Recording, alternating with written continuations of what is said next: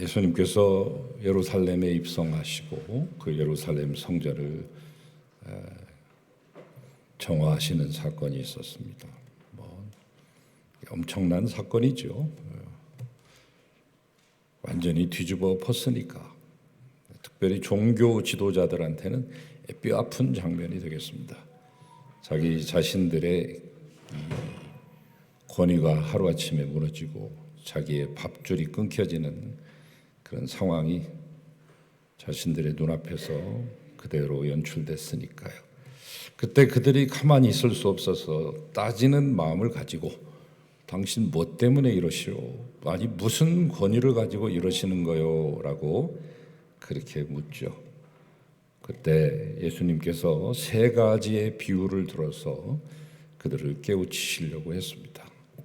단순한 질책이나 견책이 아니라 이것을 통해서 그들이 돌아오기를 간절히 바라는 마음으로 한 번이 아닌 연거푸 세 번을 비유를 통해서 말씀하셨습니다.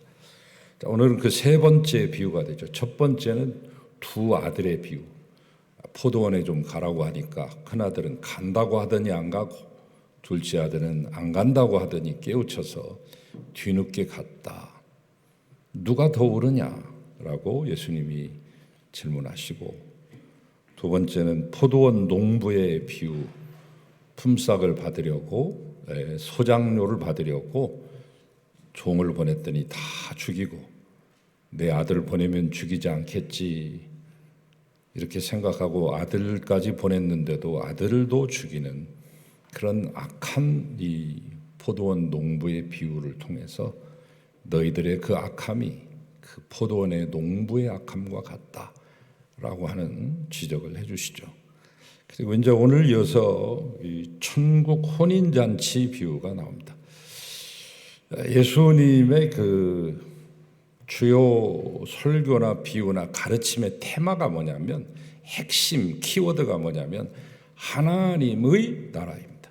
마태복음에서는 이것을 천국이라고 하는 표현을 했습니다만 굳이 한자로 옮기자면 신국이라고 하는 표현이 좋겠습니다. The Kingdom of God이 되겠습니다.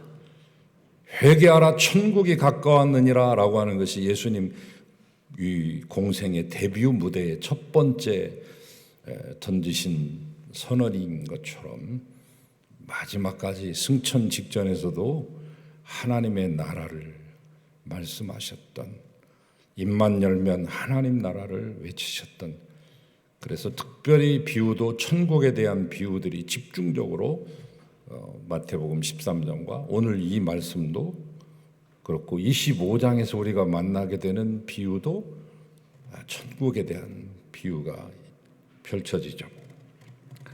내용은 그렇습니다. 어떤 임금님이 자기의 아들인 왕자 중에서도 자기의 이 족통을 이어서 그 대를 이어서 이제 왕이 될 사람을 우리가 세자라고 하는데 아마 세자 정도의 결혼식이 있었던 것 같아요. 대단한 거죠. 우리가 1981년도에 세인트 폴 성당에서 찰스 황태자와 다이아나 스펜서라고 하는 일반인이 이제 결혼을 하게 되죠. 모든 세인들의 관심을 끌었는데 세기적인 결혼식 아닙니까? 올해 벌써 40년이 지났는데도 저는 그 생중계를 지금도 보고 있는 것처럼 생생한데, 전 세계인들의 이목이 집중된 세기적인 결혼식인데 그에 견줄 만한 결혼식이라고 볼 수 있겠죠. 왕의 아들이니까. 이 왕실 결혼 잔치에 올만한 자격이 있는 사람 리스트를 다 작성해 가지고 거기에 해당되는 모든 분들에게 우편으로 초청장을 발송하는 것이 아니라, 요즘으로 말하면 모바일 초청장 같은 거 이렇게 발부한 것이 아니라 일일이 사절을 파견해서 1:1 맨투맨으로 정중하게 초청을 했습니다. 정말 마음을 담은 진실된 초청이라고 볼 수 있죠. 막상 초청을 받았던 그들은 얼굴을 찌푸리면서 나 그런데 가기 싫은데 라고 하며 단번에 거절을 합니다. 감히 임금님의 초청을 거절하다니 무례하기가 이를 데 없죠. 그러나 이 임금은 자기의 아들의 결혼식이고 좋은 날이기 때문에 지그시 참으면서 다시금 또 한 번 사절을 파견합니다. 1차 사절은 실패했으니까 2차 사절단을 보내는 거죠. 이번에는 그 잔치 준비의 내용, 거기에 있는 모든 프로그램까지 다 소개를 하는 거예요. 여러분, 임금님께서 잡수시는 것을 수라상이라고 하는데 우리는 감히 그 수라상을 평생 언제 우리가 받아보겠습니까마는, 그러나 그 수라상에 올라가는 산의 진미들을 이 잔치에 참여하시면 맛보실 수 있습니다. 저 청와대에서도 대놓고 먹었다고 하는 샥스핀이나 아니면 송로버섯 같은 것도 구경하실 수 있습니다. 온갖 궁중요리, 진귀한 해산물, 각종 볶음과 튀김 요리 등 여러분들이 원하시는 모든 음식이 그날의 잔치 메뉴 속에 다 있습니다. 그뿐이 아니죠. 왕립 오케스트라와 왕립 합창단의 반주에 맞춰서 왕실 발레단과 초인류 초특급 성악가들과 가수들이 총동원되는 특별 버라이어티 쇼도 준비되어 있습니다. 요즘으로 말하면 블랙핑크도 나오고 레드벨벳도 나오고 아이유도 등장하고 BTS까지 나옵니다. 그러나 이번에도 이 초청을 받은 사람들은 임금님이 보낸 사절단을 아예 돌아보지도 않았다. 예수님의 표현이 그래요. 아예 보지도 않았다. 거들떠보지도 않고 노룩 패스한 겁니다. 한 사람을 붙잡고 사정을 하니까 나 반일 해야 되는데, 또 지나가는 사람을 붙잡으니까 가게 문을 닫을 수 없잖아요. 또 다른 사람은 아예 화를 내면서 왜 나를 내버려 두지 않고 귀찮게 구느냐고 화를 내면서 왕이 보낸 사절을 때리고 심지어는 모두 죽여버렸습니다. 이들은 모두 한마디로 거절의 이유가 뭐냐면 바쁘다, 시간 없어. 이 지경에 이르자 이 보고를 들은 임금님은 그동안 참아왔던 화가 터졌습니다. 분노를 발했습니다. 시간이 없다고 말했던 모든 이들, 자신의 사절을 죽인 그들 모두를 멸하고 그들의 집을 불살라서 흔적조차 남기지 않았다. 비유 중에 가장 강력한 조치가 행해진 그런 비유라고 볼 수 있습니다. 센 발언 아니에요. 이 말을 듣는 바리새인과 서기관들과 사두개파, 이 종교 파워 엘리트, 종교 리더들, 이들을 향한 주님의 경고죠. 마지막 경고장 발부입니다. 이제 임금님은 다시 사절단을 파견하면서 말합니다. 자, 이제 시간 없다고 하는 사람들은 초청하지 말고, 그들은 초청을 받을 자격이 없으니 너희들은 이제부터 사람들이 가장 많이 모이는 내거리에 나가. 내거리, 이제는 철수해버린 까르푸라고 하는 그런 저기 매장이 있었잖아요. 까르푸가 원래 내거리입니다. 내거리에 사람이 제일 많은 저 까르푸에 가서, 저 광장 스퀘어에 가서 만나는 사람들 모두 자격 묻지도 따지지도 말고 누구든지 시간을 낼 수 있다는 사람은 초청해서 내 잔치 자리를 메우거라. 이것이 이 비유의 말씀인데, 이 비유의 말씀은 두말할 것도 없이 그 초점이 뭐냐면 하나님의 초청에 대한 인간의 거절을 다루고 있습니다. 그 거절의 내용은 당시 바리새인이나 서기관과 같은 2000년 전의 종교 지도자들 뿐만 아니라 오늘 우리를 살고 있는 믿음의 사람들에 대한 말씀이기도 하죠. 그들이 한결같이 내뱉은 말을 분석해 보면 딱 한마디로 요약이 되죠.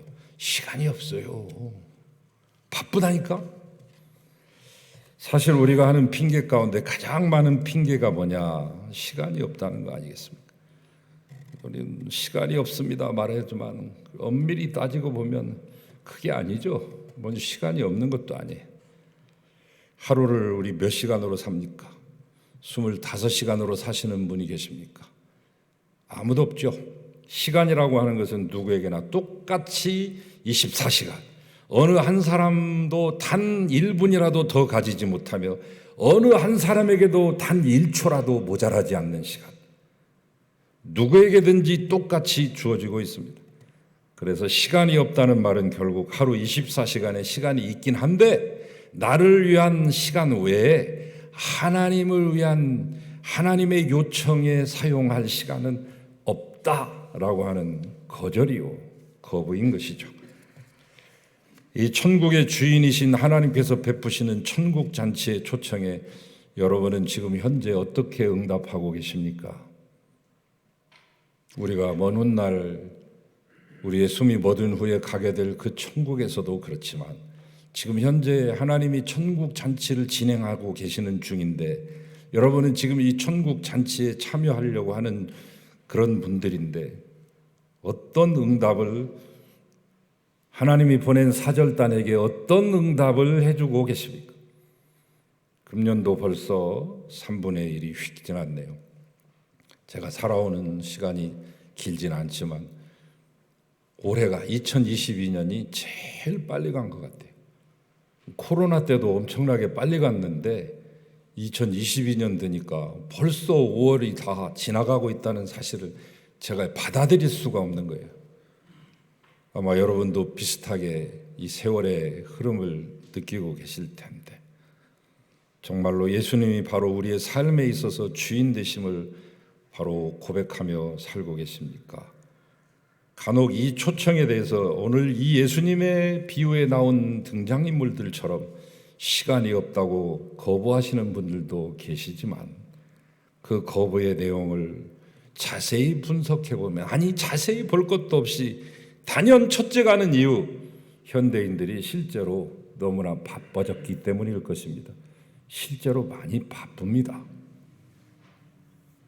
우리의 어머니들 할머니들 5, 60년 전, 6, 70년 전 아니 3, 40년 전까지만 해도 가사 노동에 치여서 얼마나 많이 애쓰셨어요. 지금은 이제 많이 전자제품들 이 디지털화 되기도 하고 그랬습니다만 핵가족화 되기도 했지만 노동량은 줄은 것 같은데 그러나 바쁜 면에 있어서는 나아진 건 없는 것 같아요. 제가 알기로는 더 바빠진 것 같아요. 이제는 다이슨 청소기로 전선 없는 것으로 어디든지 갖다가 쑤셔대면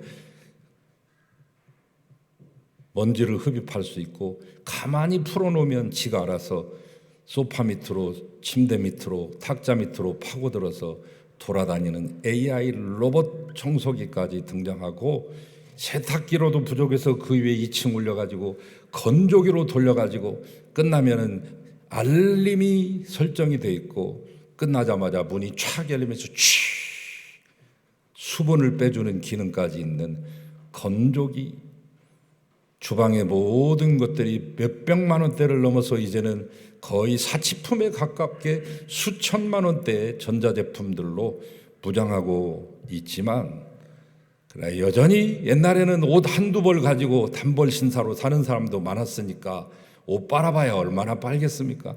날마다 빨아제끼고 아침 입은 거 안 먹고 내던지고 아이들 저녁에 친구들 만나러 갈 때 다른 옷 갈아입고 가니까 노동량은 줄은 것 같지만 바쁘기는 여전히 바쁩니다. 우리 주부님들도 그래요. 의사 선생님 바쁩니다. 제가 2달에 한 번씩 예전에 아팠던 그 병원에서 병원을 삼성병원이나 서울병원으로 옮기라고 했는데 옮기지 않고 굳이 시골에 계속 2달에 한 번씩 내려가는 이유는 그 시골에 계신 아버지와 어머니를 그때 아니면 뵐 수가 없기 때문에 일부러 지금 옮기지 않고 있습니다. 가보면 여기서 4시간 동안 달려갖고 가서 거기서 1시간 기다렸다가 의사 선생님 만나는데 딱 21초 뵙고 나옵니다. 그거 허무할 때가 많아요. 어쩌겠어요. 그 수백 명의 사람들이 기다리고 있는데 저 촌 마을에서부터 막 아침 새벽 시외버스 타고 온 할아버지 할머니들 다 기다리고 앉아 있는데 어쩔 수 없는 것이죠. 그런데 바빠서 돈 많이 버는 것은 좋은데 공부할 틈이 없어요. 미국의 개업이나 우리나라의 개업이는 더 그렇고요. 미국의 개업이 3명 중에 1명은 공부를 못 해가지고 환자들 돌보느라고 연구해야 되잖아요. 의학이라고 하는 것도 계속해서 새로운 요법들과 새로운 첨단 기법들과 새로운 첨단 기술과 기계들이 발견되고 발명되고 있는 판에 하루가 새로운데 이분들은 환자 돌보느라고 평균 2년 이상이 뒤처집니다. 학문에 있어서. 의학에 있어서 2년이 뒤처지면 엄청난 퇴보죠. 바쁘기 때문에 안 됩니다. 목사님들도 여러 가지 일들이 많기 때문에 사실은 많이 바쁘죠. 원래 집사님이 생겨난 것도 사도가, 이 목사가 말씀과 기도에 전무하고 전념하게끔 만들기 위해 구제와 봉사는 집사님에게 위탁한 거 아니에요. 권면하고 위로하는 권위의 사역은 권사님에게 위탁한 거 아니에요. 목양하고 신방하고 돌보는 그 모든 것들과 행정의 치리와 이런 것들은 우리 장로님들에게 위탁해 드렸죠. 그런데 실상은 목사가 많은 것들을 심지어는 행정 업무까지 담당합니다마는 일주일에 저도 9번 설교하고 이런 관원 상제나 이런 것들이 일어나게 되면 12번 내지 15번 예배드리고 설교합니다. 그래서 저는 어쩔 수 없어요. 한국의 목회 환경상 그것이 다 기본이니까 제가 그것을 호소하거나 불평하는 것이 아니라 그렇기 때문에 저는 처음부터 목사 안수 받으면서 제가 쭉 봐왔던 게 있잖아요. 전도사 때, 부목사 때 그 담임 목사님, 원로 목사님들 살아가는 모습들을 보면서 제 마음속에 딱 하나 결단한 게 있습니다. 훌륭한 목사, 유명한 목사, 세계에서 제일 큰 교회를 만드는 목적보다 우리 성도들을 위한 좋은 목사가 되려면 바쁘지 않아야 되겠구나 하는 그거 하나 결론을 도출해서 지금껏 목사된 지 33년 넘었습니다만 지금껏 그 원칙으로 살아가려고 합니다. 왜냐하면 교회 오면 언제든지 목사를 좀 만나볼 수 있어야지 계속 바깥으로 돌고 돌아다니면 교인들이 교회 와서도 못 만나고 허탕치고 가실 수도 있으니까 그래서 될 수 있으면 노예 일도 하지 않으려고 합니다. 30대 때 경기 북로에 노예장 할 수 있었지만 거절했습니다. 40대 때 전북 동로에 노예장 할 수 있는 기회가 왔어도 거절했습니다.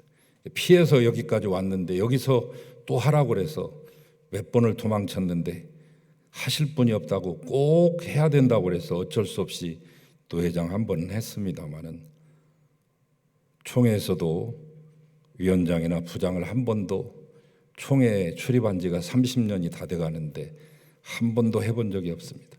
왜냐하면 제가 할 자신이 없고 저는 멀티가 안 돼요. 이것도 하고 저것도 하는 그런 능력이 안 돼요. 제가 저를 알기 때문에 한 가지만 해야 되기 때문에 그 중에 하나를 선택해야 된다면 굳이 우리 교회, 내가 맡은 이 교회 해야지 하는 그 마음으로 목회해 오고 있습니다. 3년 전에 오래전부터 저한테 교단의 원로들과 증경 총회장님들이 늘 권면하시고 추천하셨던 총회장직을 감당하라고 하는 그 말씀을 듣고 3년 전에는 저에게 기회가 왔습니다만 제가 사양했습니다. 올해 저희 윗기에서 벌써 2분이 하셨기 때문에 올해는 저희 기수가 할 수 있는 맨 마지막 데드라인에 걸렸습니다. 그래서 제가 우리 기수에서 동기 기수에서 제가 해야 된다고 해서 제가 정중히 사양하고 다른 목사님, 훌륭한 목사님을 추천하고 양보했습니다. 한참 지나고 이제 끝났는 줄 알았는데 얼마 전에 또 전화가 왔습니다. 총회장을 할 사람이 아무리 찾아가도 없으니 한번 다시 생각해 보라고 다시 말씀드렸습니다. 저는 하지 않습니다. 왜냐하면 총회장 하면 부총회장 해야죠, 총회장 해야죠. 끝나고 나서는 선거관리위원장 해야죠. 그거 끝나고 나서는 유지재단 이사장 해야죠. 4, 5년이 그냥 밖으로만 돌게 돼 있어요. 그러면 저도 힘들고 여러분도 많이 힘들게 불을 보듯 뻔한 거 아닙니까? 제가 그렇게 할 수 있는 자신이 없어요. 그래서 저는 우리 교회 목회마를 선택하기로 결정을 한 겁니다. 제가 이 말을 장황하게 하는 이유는 저도 사람인지라 마음이 변하고 약해져서 변할까 봐 여러분 앞에 공언을 하는 거예요. 저는 총회장을 하지 않는다고. 왜? 바쁜 목사가 되기 싫기 때문에. 여러분, 실제로 바쁘며 늘 시간에 쫓기는 것이 사실입니다. 시간을 좀 늘릴 수 있으면 얼마나 좋겠습니까만 똑같은 시간에 똑같이 바쁘기 때문에 문제는 항상 어떤 것을 제일 먼저 해야 되느냐, 우선순위의 문제에 우리는 늘 봉착하죠.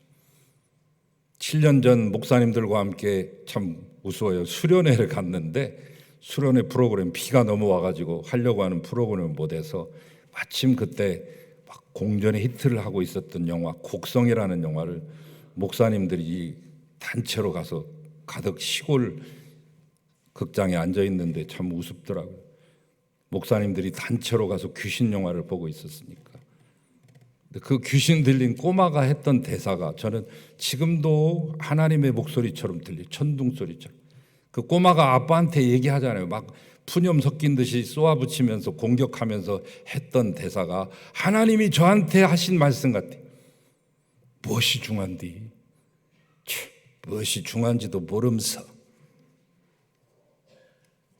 여러분, 중요한 것부터 해야 됩니다. 무엇이 중요하고 무엇이 더 급한가? 무엇이 더 가치 있는 일인가? 어떤 것이 하나님의 요구인가? 정말 나이가 남길 유산은 어떤 것일까? 사도 바울은 우리 크리스찬이 지녀야 될 우선순위에 대한 원칙을 로마서 14장 7절과 8절에서 분명하고 명확하게 말씀해 주시죠. 우리 중에 누구든지 자기를 위해 사는 자가 없고 자기를 위해 죽는 자도 없도다.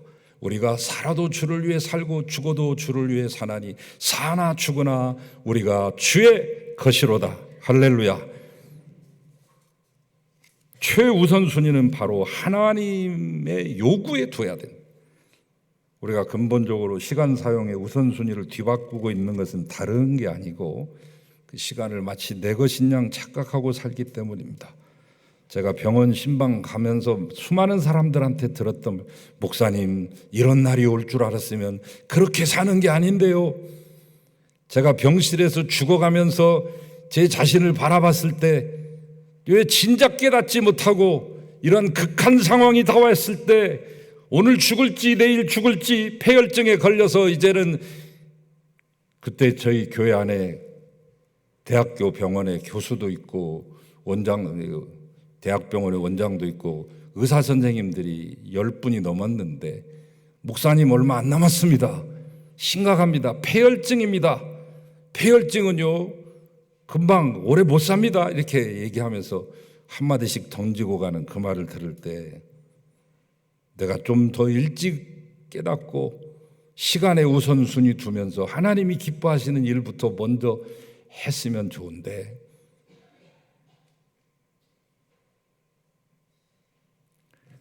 여러분 시간의 주인에 대해서 착각하고 계시지는 않습니까? 여러분의 하루를 어떻게 시작하고 계십니까? 여러분의 목표로 해서 하루의 시간을 어떻게 보내십니까? 저는 지난 한 주간 동안에 이 첼로라고 하는 악기에 빠졌어요. 특별히 한 연주자에게 빠졌어요. 우리 강수정 연주자가 들려주는 저 악기가 첼로입니다. 세계적인 첼리스트 하면 우리는 요요마 정도를 알죠. 중국 사람이죠. 중국인 미국인인데 중국 계통의 마요요죠. 마우우인데 마이요입니다. 요요마. 그런데 그분보다 훨씬 더 할아버지격 되시는 분이 있어요. 파블로 카잘스라고 97세를 사시고 세상을 뜨셨는데 아버지가 오르게니스트예요. 어릴 때부터 음악에 접해서 11살 때부터 이 첼로를 배웠어요. 첼로의 맛을 처음 한 거예요.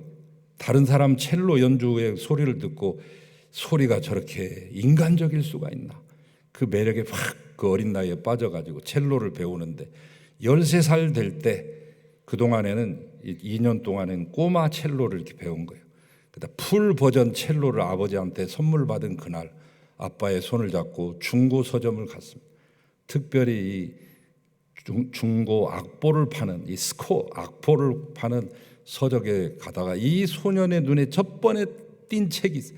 200년 가까운 세월 동안 한 번도 연주되지 않고 알려지지 않았던 바로 바흐의 무반주 첼로 모음곡, 이 악보에 먼지를 털고 13살 되던 그 어린 나이, 국민학교 6학년 나이 아니에요. 그때부터 십수년 동안, 아니 수십 년 동안 연주를 해서 15년이 지난 다음 28살 나이에 첫 연주를 조심스럽게 하고 30대 중후반부터 대중들 앞에 서기 시작하면서 47년이 지난 다음 60세 되던 해에 첫 음반을 만듭니다.